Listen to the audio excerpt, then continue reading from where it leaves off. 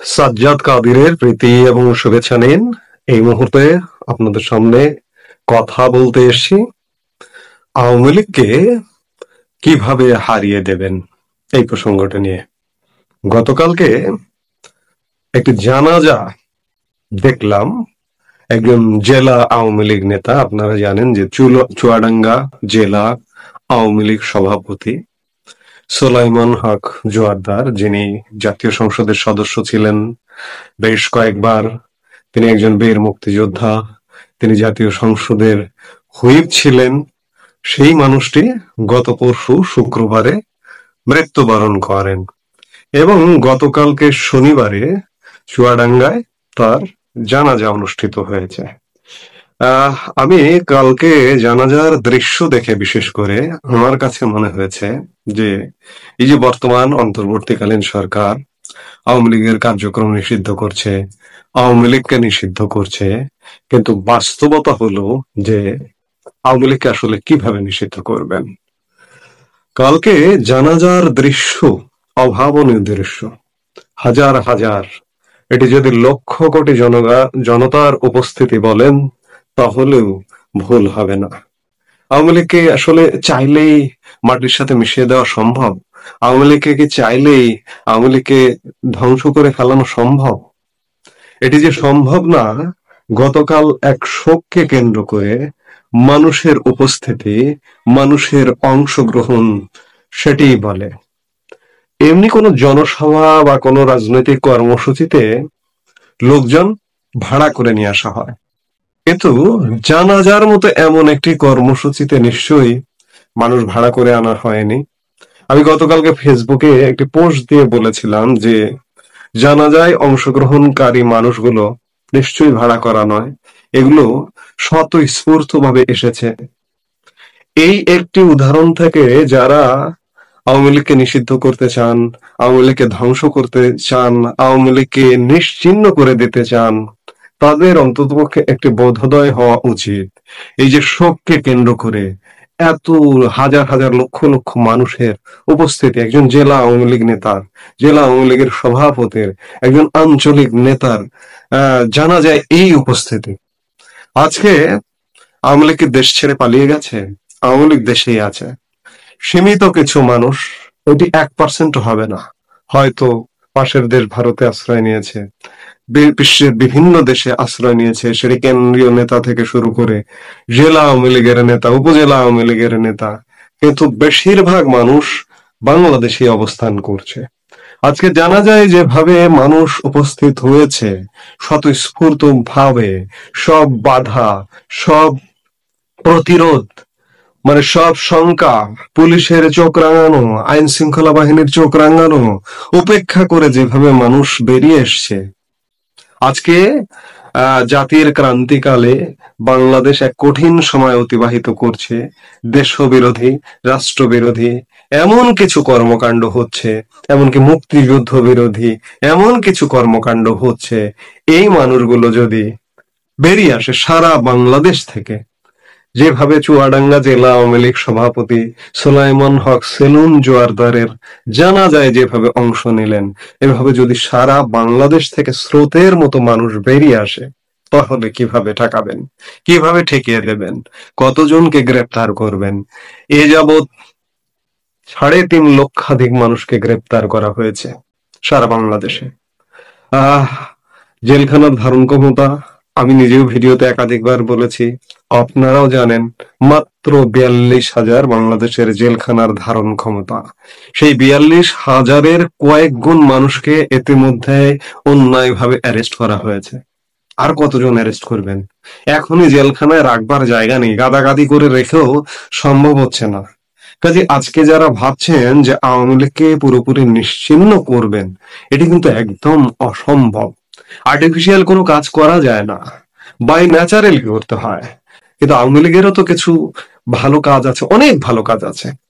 আওয়ামী লীগের জন্ম থেকে শুরু করে আজকে স্বাধীনতা, মুক্তিযুদ্ধ, 52-র ভাষা আন্দোলন, স্বাধীন বাংলাদেশে 90-এর গণ অভ্যুত্থান, বিভিন্ন ক্ষেত্রে আওয়ামী লীগের অসামান্য অবদান আছে।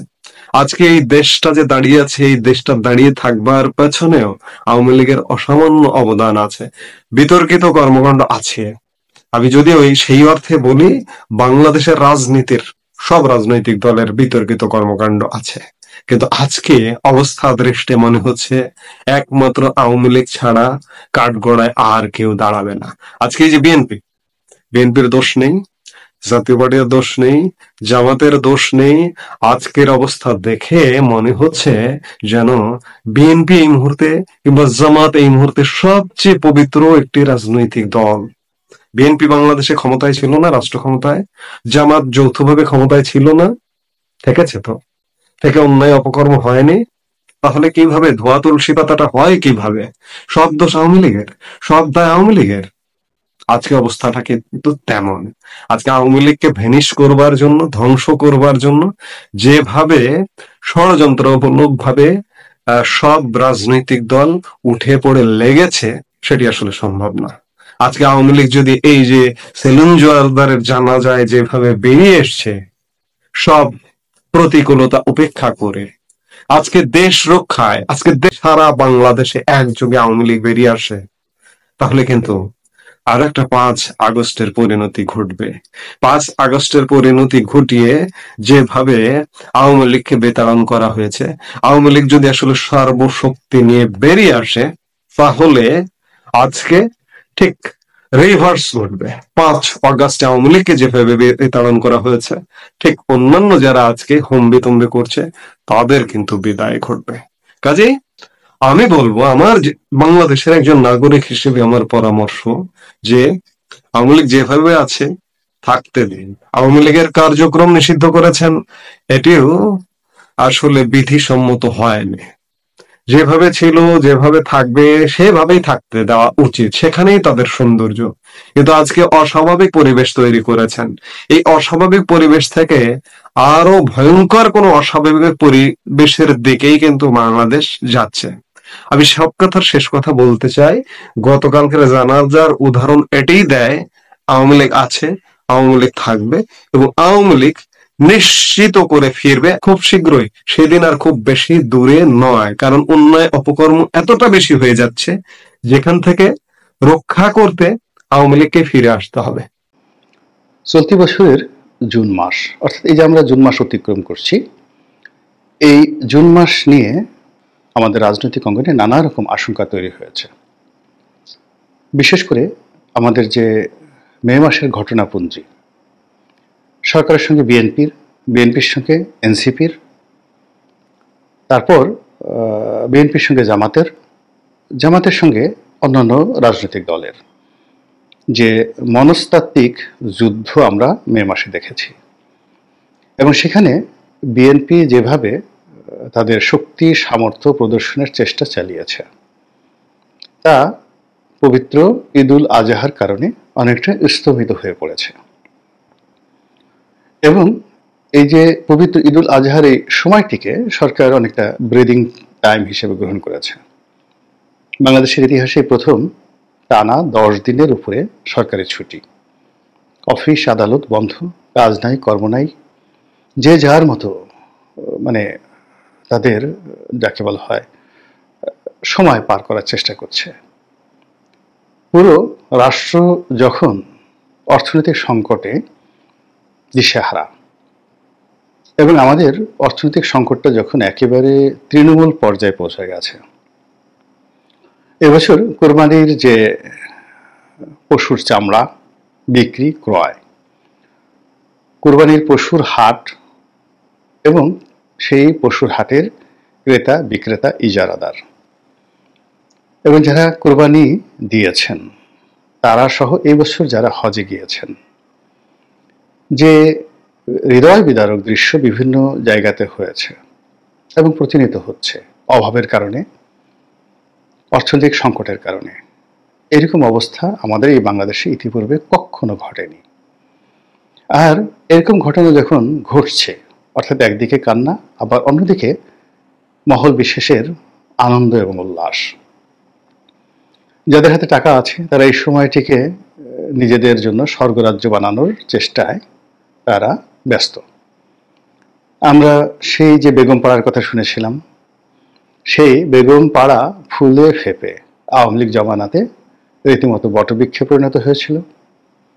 আর এখন সেই বেগম পাড়ার যে বিস্তৃতি, এটি এখন সুন্দরবন ছাড়িয়ে আমাজনের জঙ্গলে পরিণত হয়েছে।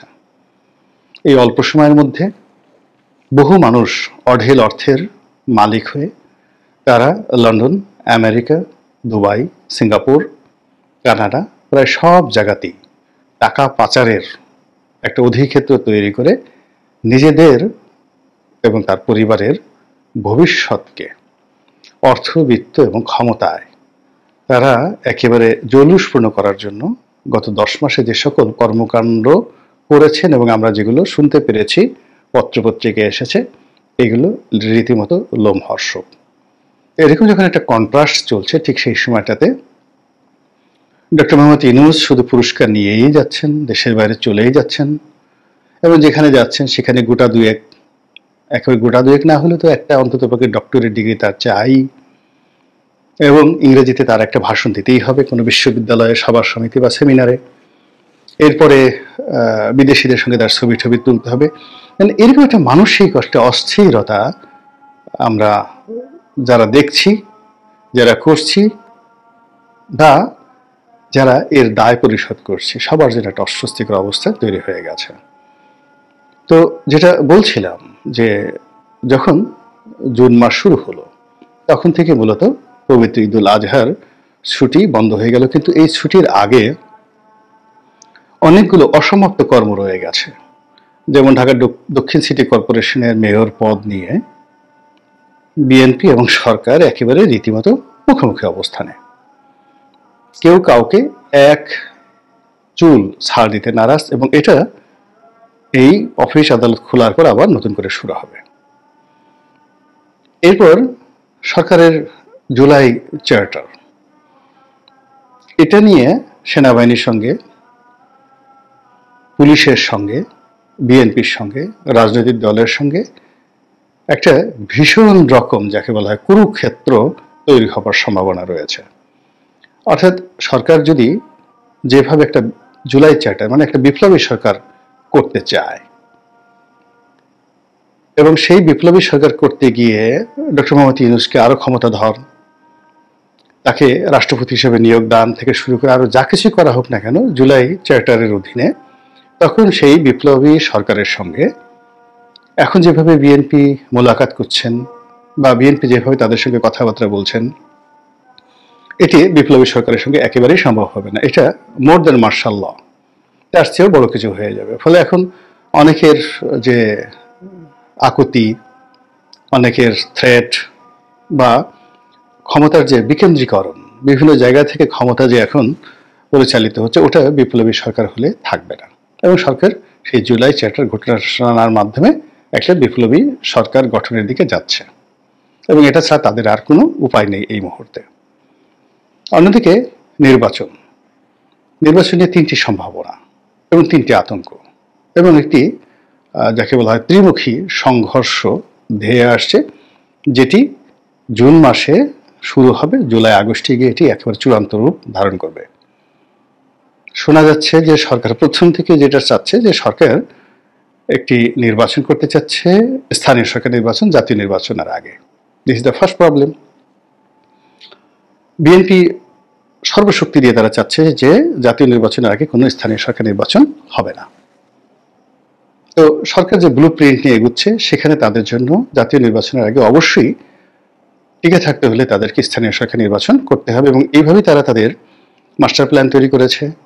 তারা তাদের এজেন্ট লোকজন ওইভাবে তারা তৈরি করে ফেলেছে, এবং ওইভাবে তারা এগুচ্ছে। এবং এখানে কোনো কারণে যদি ডক্টর মোহাম্মদ ইউনূস বা তার দল এনসিপি তারা যদি স্থানীয় সরকার নির্বাচনটা করতে না পারে, তাহলে সেক্ষেত্রে তাদের একটা নৈতিক পরাজয়, এবং বিএনপির বাকি যে সময় একটুকু রয়েছে সেটা বিএনপির কথার বাইরে তারা একটা শব্দ করতে পারবে না। গেল দ্বিতীয় সমস্যা। তৃতীয় সমস্যা হলো যে একটা গণভোট, সংবিধান প্রণয়নের জন্য নতুন সংবিধান প্রণয়ন, আগের সংবিধান বাতিল, অথবা একটা বিপ্লবী সরকারের যে ম্যান্ডেট, মানে বিপ্লবী সরকার তারা সিদ্ধান্ত নিল এবং ওটার এগেনস্টে তারা একটা গণভোট করলো, হোয়াট এভার মেবি, গণভোট যে কোনো বিষয় হতে পারে। এখন সেই গণভোট করার জন্য সরকার চেষ্টা চালাবে, বা বিভিন্ন সরকারের যে মহল যারা রয়েছে সেখান থেকে নানা রকম তথ্য উপাত্ত দিয়ে জনগণের মধ্যে ছেড়ে দেওয়া হচ্ছে। ফলে জাতীয় নির্বাচন গণভোট, যে গণভোটটি হতে পারে সংবিধানের জন্য, যে গণভোটটি হতে পারে ডক্টর মোহাম্মদ ইউনূসের ক্ষমতাকে দীর্ঘায়িত করার জন্য, যে গণভোট হতে পারে একটি বিপ্লবী সরকারের জন্য, সেরকম একটা গণভোট অথবা স্থানীয় সরকার নির্বাচন, এই তিনটি বিষয় নিয়ে জুন মাসে, জুলাই মাসে, আগস্ট মাসে পুরো বাংলাদেশ উত্তাল থাকবে। এবং এখানে এক একটা দিন মানে এক একটা বছরের মতো মনে হবে এই অফিস খোলার সঙ্গে সঙ্গে। এখন এই কাজের জন্য কিন্তু প্রত্যেকটি রাজনৈতিক দল তারা ইতিমধ্যে বিভক্ত হয়ে গেছে। যারা ডক্টর মোহাম্মদ ইউনূসকে সহযোগিতা করবেন তারা ডক্টর মোহাম্মদ ইউনূসের এজেন্ডাগুলো বাস্তবায়ন করার জন্য প্রাণান্ত চেষ্টা করে যাচ্ছেন। যারা বিএনপির পক্ষে তারা বিএনপির আদর্শ বাস্তবায়ন করার জন্য বা বিএনপির যে চিন্তা চেতনা এটা বাস্তবায়ন করার জন্য তারাও প্রাণান্ত চেষ্টা করে যাচ্ছেন। তো এই যে একটা অবস্থা, এই অবস্থাতে প্রায় সব পক্ষই একটি মুখোমুখি অবস্থানে পৌঁছে গেছে। এবং সেই যে মুখোমুখি অবস্থান, সেই মুখোমুখি অবস্থানটি যদি বিদ্রোহে চলে যায়, বিপ্লবে চলে যায়, এবং তার সঙ্গে দেশি এবং বিদেশি যে বিভিন্ন পক্ষ তারা যুক্ত হয়ে যায়, তাহলে যে সর্বনাশ আমাদেরকে গ্রাস করবে, সেই সর্বনাশের কবল থেকে আমরা আগামী 10 বছরও বেরোতে পারবো না। এবং সেগুলো আলটিমেটলি শুরু হয়ে গেছে সব দিক থেকে। এবং আপনি দেখবেন যে সবাই চূড়াগুপ্ত হাসি দিচ্ছে। আমাদের সেনাবাহিনী প্রধান তিনি অপ্রত্যাশিতভাবে রাষ্ট্রীয় প্রোটোকল রক্ষার কথা বলে বা সম্পর্ক স্থাপনের কথা বলে বা জাস্ট কার্টিসি ভিজিটে তিনি প্রধান উপদেষ্টার সঙ্গে দেখা করলেন, এটা অপ্রত্যাশিত ছিল। আবার একই সঙ্গে তিনি রাষ্ট্রপতির সঙ্গে দেখা করলেন, যেটি ডক্টর মোহাম্মদ ইউনূসের জন্য একেবারে একটা যাকে বলা হয় বিব্রতকর পরিবেশ পরিস্থিতি। ওইদিকে বহুদিন পর সেনাপ্রধানকে রাষ্ট্রপতি শাহাবুদ্দিন চুপ্পু পেয়ে মানে একেবারে মনে হয় যেন ত্রাণকর্তাকে যেভাবে পেলে মানুষ 2 হাত দিয়ে চেপে ধরে, ঠিক ওইভাবে তিনি সেনাপ্রধান জনাব ওয়াকারুজ্জামানের 2 হাতকে তিনি চেপে ধরেছেন। পুলিশ একেবারে নীরব। অন্যদিকে সেনাবাহিনী অধিকতর তৎপর অতীতের যে কোনো সময়ের চাইতে। এই ঈদকে নির্বিঘ্ন করার জন্য তারা যেভাবে ক্ষমতার এক্সারসাইজ দেখিয়েছে, বেদম প্রহার করেছে, আইন শৃঙ্খলা রক্ষা করার জন্য কঠোর হয়েছে, তার সঙ্গে সঙ্গে সারা দেশে তারা ব্যাপক তল্লাশি চালিয়েছে। এবং আশ্চর্যজনক ব্যাপার হলো যে তারা সেই একজন সমন্বয়কের বাড়ি থেকে তারা একটি স্নাইপার রাইফেল তারা উদ্ধার করেছে। তো এটি একটা অ্যালার্মিং যে কিছু একটা হচ্ছে, কাউকে ফাঁসানোর চেষ্টা করা হচ্ছে, কাউকে টার্গেট করে এগোনোর চেষ্টা করা হচ্ছে বিভিন্ন মহল থেকে। ডক্টর মোহাম্মদ ইউনূস ঘোরাফেরা করছেন এখানে বন্দর নিয়ে, করিডোর নিয়ে, তারপরে শেষে বন্দর, করিডোর, এই সমস্ত বিষয় নিয়ে ডক্টর মোহাম্মদ ইউনূস অ্যাকচুয়াল ছাড় দিতে এখন পর্যন্ত তিনি রাজি নন। ফলে আসলে আমরা কি করছি, কি হচ্ছে, এই জুন মাসে কি হবে, এগুলো নিয়ে সরকারের গোয়েন্দা বিভাগ নিঃসন্দেহে তৎপর আছে। এবং তারা তো অবশ্যই ডক্টর মোহাম্মদ ইউনূসকে জানাচ্ছেন যেটি তাদের জানানো দরকার। এবং একই সঙ্গে কাউন্টার ইন্টেলিজেন্সও আছে, কিন্তু অনেক বিদেশি গোয়েন্দা সংস্থা বাংলাদেশের বিষয় নিয়ে কিন্তু কাজ করছে। এবং আপনারা জানেন যে শেখ হাসিনার পতনের ঠিক 6 মাস আগের থেকে দেশি বিদেশি গোয়েন্দা সংস্থা কিন্তু কনফার্ম হয়ে গিয়েছিল যে শেখ হাসিনা চলে যাচ্ছে, কিন্তু যারা ক্ষমতাধর তারা সেই জিনিসগুলো কাউন্ট করেননি, কিংবা আমরা ওই জিনিসগুলো জানি না। কিন্তু এখন আমাদের রাষ্ট্রের অভ্যন্তরে যে সকল ক্ষত দেখা দিয়েছে, সেই ক্ষতগুলো কিন্তু যারা রাষ্ট্রের প্রহরায় নিয়োজিত, সেটা সেনাবাহিনী বলেন, পুলিশ বাহিনী বলেন, অন্য যারা বলেন, সবাই এই ক্ষতগুলো সম্পর্কে ওয়াকিবহাল। এবং তাদের সে সকল প্রতিবেদনে তারা নিজেরা যেভাবে প্রতিবেদন তৈরি করছেন, তার সঙ্গে সঙ্গে সংশ্লিষ্ট দপ্তরে, সরকারে এবং অনেক বেসরকারি যাদের সাথে সম্পর্ক ভালো আছে, রাজনৈতিক দলের কাছে, বেসরকারি প্রতিষ্ঠানের কাছেও কিন্তু এই সকল গোয়েন্দা প্রতিবেদন চলে যাচ্ছে, যেগুলো জুনকে কেন্দ্র করে শুরু হবে, জুলাইতে একেবারে উত্তাল হয়ে পড়বে, আর আগস্টে গিয়ে একটা চূড়ান্ত পরিণতির দিকে বা শেবের দিকে আসবে। আল্লাহ আমাদেরকে হেফাজত করুন, রক্ষা করুন এবং দয়া করুন। আসসালামু আলাইকুম ওয়া রাহমাতুল্লাহি ওয়া বারাকাতুহু।